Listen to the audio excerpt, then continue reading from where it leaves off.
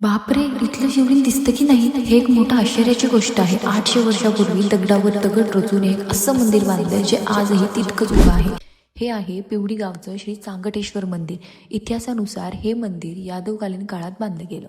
त्या काळात हेमाडपंथी वास्तुकला प्रसिद्ध होती.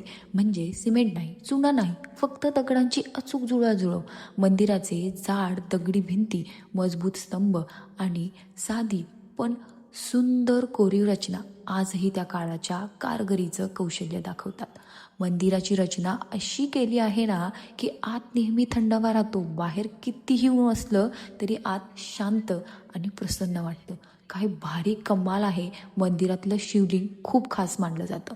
ते जमिनीखालून नैसर्गिकरित्या प्रकट झालं असं गावकरी सांगतात.